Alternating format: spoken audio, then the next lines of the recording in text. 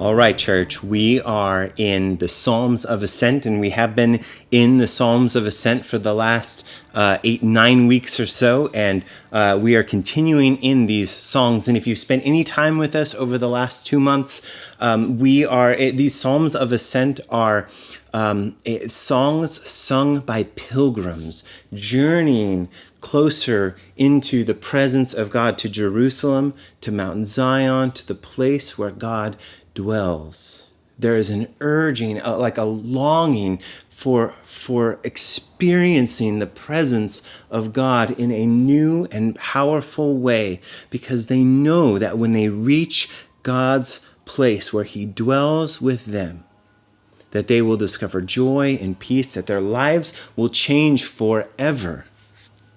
I want you to know, church, that as we journey closer and closer to God, the heart is not that we will become better people or more improved people. It's not because we deserve to be there or we are earning our way toward a place that is there to merely benefit us or serve us. Instead, when we near the presence of God, it changes us. We are to be a people transformed by His Spirit. As we near God's presence, we become more like Him. And not that we become more like Him in the way that we become more moral and more sinless, although those things can happen. It's more that we become more loving, more gracious, more compassionate, that our eyes are able to see with His eyes, to understand the world, to unveil the reality that is before us, and to see it the way that God sees it. So my prayer for you as you sing these songs, that you would be changed as you near closer and closer to His presence. So what we're going to do right now is what we always do. We're going to pause the video right here. And if you are in a house church, several of you or one of you can read Psalm 128. Maybe several of you read it and together, different translations all together. Pray as a group and then read it one last time. And then we'll get right back into just explaining a little further. If you're on your own today, man, we are just praying for you that it would be an encouragement to you this morning. Pause the video. Take some time, read through it, and prepare your heart to hear what God has to say.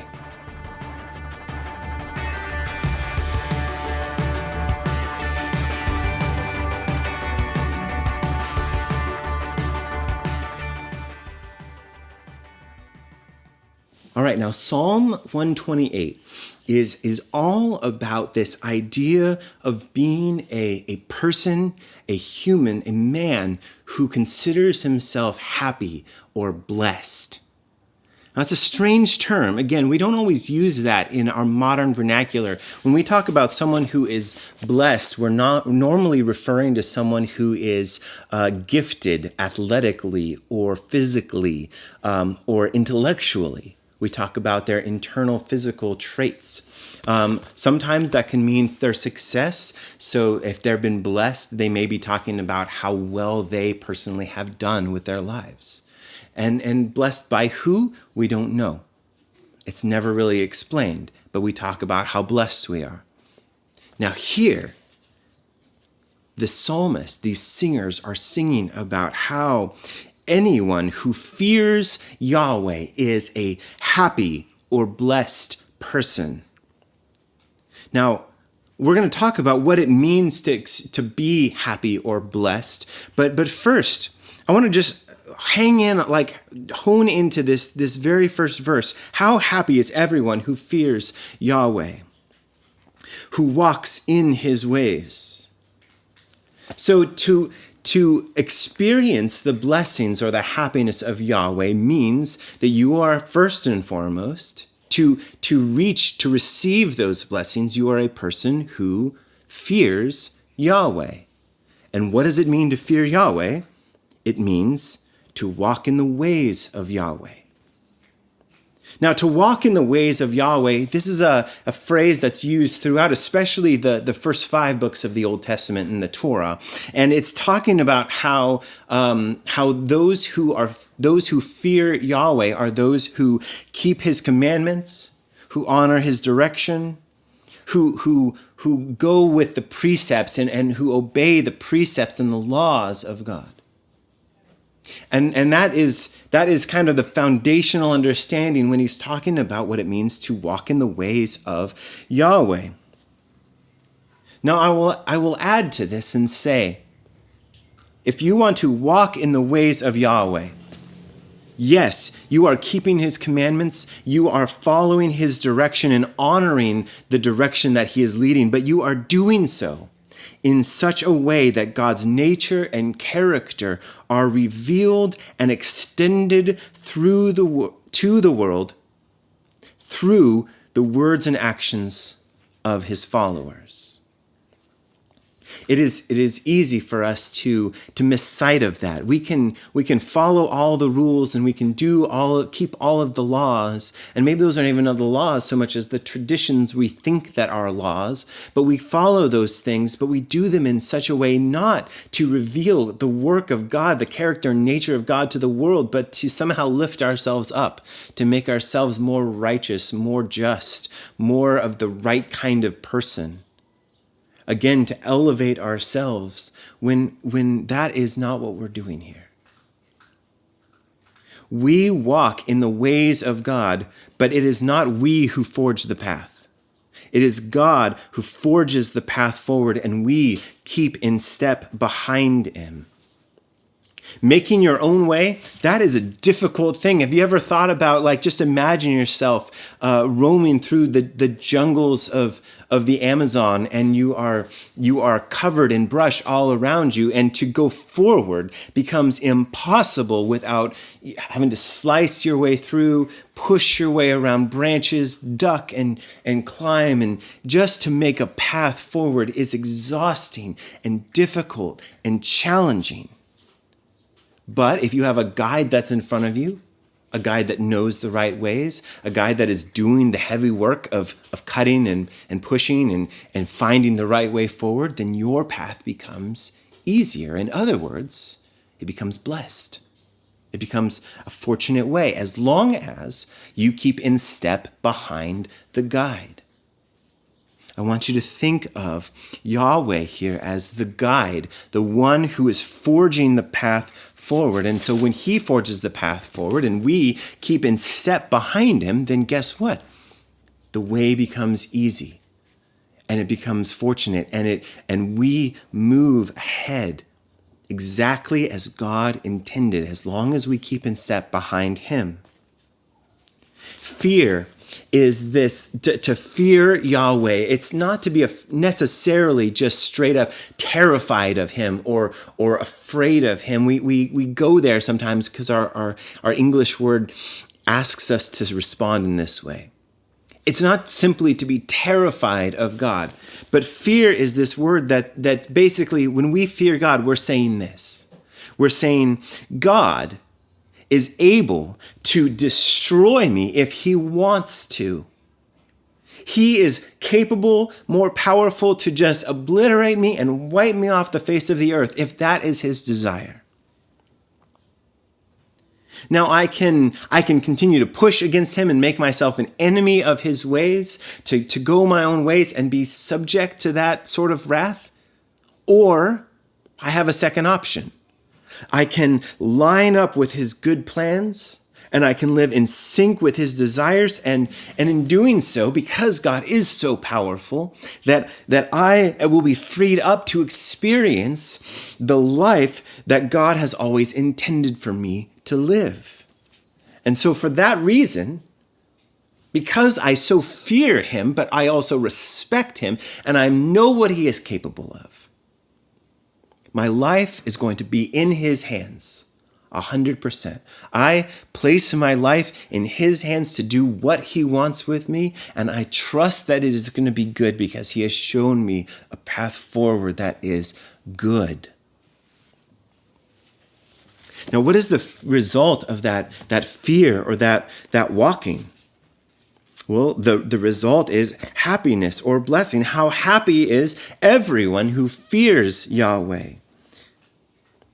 He will be happy. It will go well with you. In this very way, the man who fears the Lord will be blessed. Blessing, again, is not so much just to be imbued with physical attributes that make me a better, more desirable type of person. No, to be blessed means that God removes the barriers to real, fruitful, abundant life. He paves the way for us to live. He says, you will enjoy the fruit of your labor. You will enjoy it. What you work for, you will eat. Instead of working and toiling and suffering and still starving and not eating. When you work, you will enjoy the fruit of your labor because you are doing it as God wants you to do it. Your family is going to be fruitful. Your spouse will be given the environment to flourish and multiply. Your children will grow strong and sturdy. What I've found in my own life is that when I'm following in God's path, and I'm trusting in Him to make the way forward. And I'm not acting out of my own selfish desires, my own selfish intentions, my own selfish purposes. That when I do those things, when I am selfish and self-centered, and I'm seeking to make my own way, that what ends up happening is that my wife suffers. Her life is readjusted to have to deal with all of my issues and problems. My kids feel the wrath of my frustration for not going the way that I'm supposed to. When it's supposed to be my way or the highway, what I end up trying to do is I am bending the will of the world and everyone else around me to try and serve my purposes, to make my way work. And what I find is frustration and difficulty, and not only for myself, but I curse, I limit the effectiveness, the fruitfulness, the ability of my wife. She doesn't get to grow the way God has allowed her to grow. Of my kids, they are not growing into the people that God wants them to be. Those around me suffer dearly when I go my own way.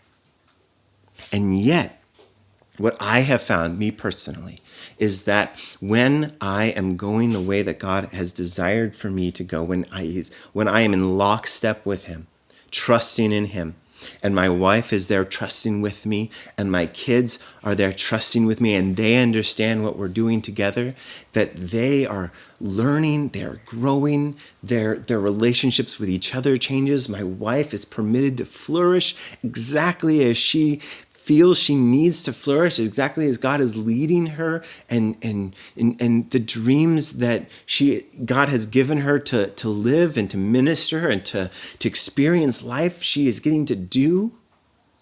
There is blessing in that. It's when God removes the barriers to real, fruitful, abundant life. In the New Testament, we call this eternal life, overflowing with opportunity and fruitfulness. What you eat, what you labor for, you will eat. As you invest in your children, you will see the results. As you invest in your spouse, you will see the fruit of your labor. And what is the fruit going to be? It's not a fruit that serves itself me. It's a fruit that serves and promotes the work of God in the world. It's powerful.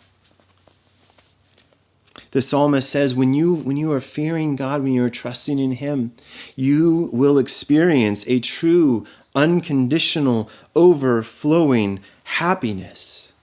A happiness that extends to the end of your days. That you will see the blessings passed on to your children's children. To be blessed by God is to experience a health, a prosperity, a multiplication, yes, but also a peace, joy, contentedness, and a generosity. We find later on in the New Testament, when Jesus used this word blessed, He is talking to a people who do not experience the physical health and wealth and multiplication that maybe the psalmist here might be talking about. Instead, though, what he's talking about is a spiritual health, a spiritual wealth, a spiritual contentedness and generosity that overflows from them. And they are a people who are happy or blessed. Man, when we are walking in the footsteps of Jesus, when we follow behind him, we are seeing his ways worked out in the world. And that is for the Christian, for the follower of Jesus. Nothing can shake that kind of joy. Now there's this powerful thing that happens in verse 5. And I want you to see this, church. He says, he's gone forward and he says, the man who follows in the ways of God is blessed, and they experience fruit and just this overflowing life. But then he says this. Then he says, you know what? May Yahweh bless you from Zion, so that you will see the prosperity of Jerusalem all the days of your life and will see your children's children. Now, this is really, really powerful, because this whole time as you're reading this psalm, you might be thinking that the psalmist is talking about his own life, that he is singing this song for himself and what he hopes to gain. And yet, all of a sudden, as he sings, he transitions to the person who is far from God, who is not near the place of Zion or Jerusalem, and that they would experience the blessings of God. And that's really, really important for us to understand, that an inherent trait of blessing, something built into the DNA of blessing, is this: that it springs from the heart of the one who is affected by the giver. Blessings have this ripple effect. The fruit of blessing seeds out and bears more fruit. The branches of the fruitful vine, if you are a branch and Jesus is the vine, and in him you bear much fruit, these branches, these fruit are releasing their seeds, and the wind is carrying them out beyond the confines of the garden, or the temple, or the city, or the church. Do you see that? And humanity, further and further from the center of God's presence, can experience the good life that God promises. Blessings are not intended to be held. They are meant to be shared. They are meant to overflow. They are meant to spread beyond the center of blessing. They start at the source, but they go and they flow out, and they are experienced and touched and felt by those who have not yet seen God or experienced his presence in the same way. In other words, you might think of it this way: God blesses us, and in turn, we bless others with God's blessings. And in doing so, others' lives are transformed and changed, and more will follow in the footsteps of God, and more people receive those blessings directly from God, and then they bless others with that. And the blessings of God spread and flow throughout the world. Now, I want to say this here, that there is something that grieves God's heart. A tendency in us that originates all the way back to the fall, at the very beginning of our Bibles. It happens when those who have received God's blessings, who have tasted and seen the good gifts of human flourishing, of shalom, of peace, when those people hoard the blessings for themselves and further themselves with those blessings at the expense of others. Or even perhaps worse, we take those blessings and then we become the judge and jury for those who ought to receive my blessings, who is deserving, who we deem worthy of those blessings. And as if I were the source of blessing and not Yahweh. Now, not only does this go against the mandate of Genesis 1 to be fruitful and multiply, fill the earth, not only does this perpetuate injustice throughout the world, but it also signals that in all reality, that I do not actually fear Yahweh the way that I say I do. I don't fear Yahweh. I fear myself. The power that I have to create or to destroy. And so what ends up happening is that I align with my plans and my ways and my goals and my methods. And in an attempt to hoard blessing for myself, I profane the very nature of blessing. And I lose the blessing. See, blessings are not meant to be hoarded but shared. They're not meant to be hoarded. They are meant to be shared. Over and over again. As the psalmist says, may Yahweh bless you from Zion, so that you may see the prosperity of Jerusalem. And that word prosperity means, it's the word tov, meaning good. It basically means so the world may see the best things that Jerusalem has to offer all the days of their life, and they will see their children's children see the same thing. Questions for you and your house church this morning.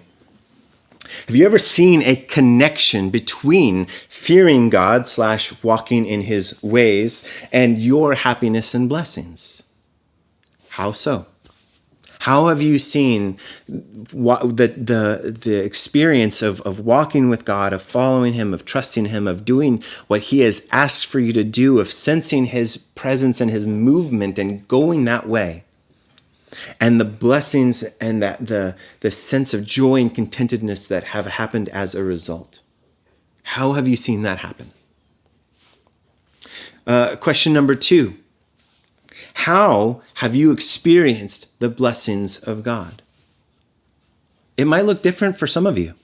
For some of you, you might have experienced blessings in the way that it's brought your family nearer together. For some, it's meant maybe personal success so that you have been able to be generous and more generous with what God has blessed you with. Maybe it's that God has given you a renewed sense of justice. We live in an incredibly difficult season right now of life where not only do we experience hurt and pain and fear and uncertainty, but we are also realizing now in our world that there is humanity at stake. That entire groups of people in our world have been suffering and they have experienced a systemic injustice of life. Maybe it opens our eyes to the sense of justice in the world. And it promotes us to ask, can we say that that's a blessing from God? Question number 3. Have you ever struggled to share the blessings that God has given you? Has it ever been just really, really difficult to do what God has been asking you to do? When you've received a great blessing with God, has it ever been something where you're like, I just want to keep this to myself. I don't want anybody else to see it or experience it or have it. Somehow, if I give it away, I'm going to lose it. And this is supposed to be for me. I want it. Have you ever struggled to share the blessings that God has given you? And what was the cause of that struggle? Be honest. Share with your church this morning. What has caused that struggle? Question number 4. What are some real, tangible, timely ways that you can bless your neighbors, your city, your county, your state, the world even today? I firmly believe that in the midst of just utter unrest that the world is experiencing right now, that the best thing that the church can do is not share their opinions, but to share their blessings. Honestly, the world has enough opinions going on right now. What they need are blessings. What they need are encouragement. What they need are empathy. What they need are the opportunities, like they need the Christians to walk in the ways of Jesus today. I tell you what, it is not countercultural to go and try to argue and convince everybody that your opinion is the right opinion. That is not a countercultural thing. That is lockstep with what our world is saying.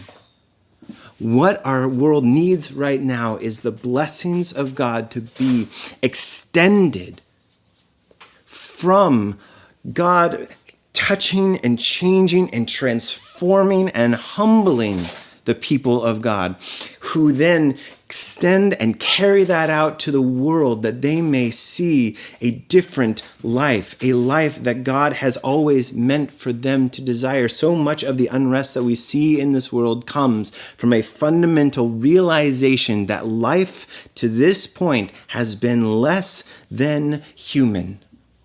It has been less than what they were designed to be.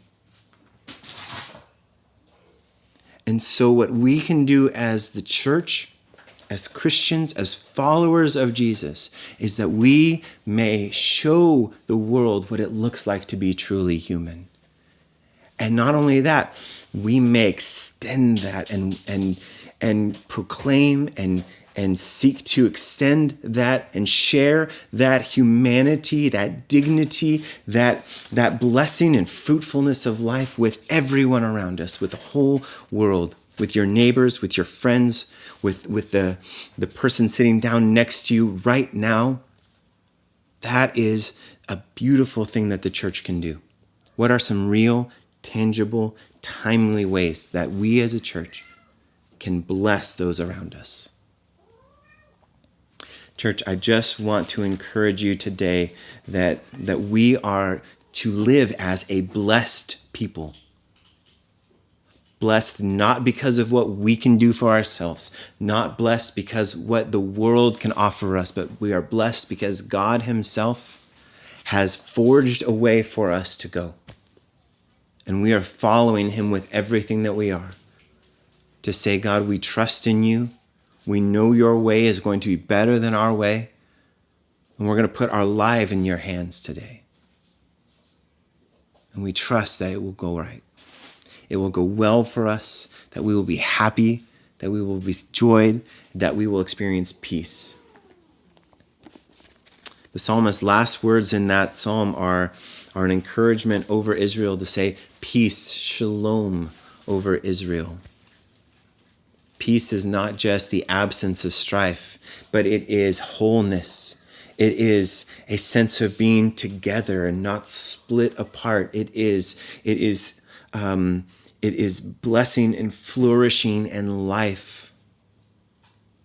My prayer for you today is that you would see peace, that your community would see peace, that your neighbors would experience peace, that your cities and your world would experience peace that comes from the Father, and that it changes you, that it transforms you, that you are affected by the love and grace and mercy of God today. Church, I thank you, and I just pray that the rest of your day and the rest of your days are filled with blessings from our Lord. Thanks, guys.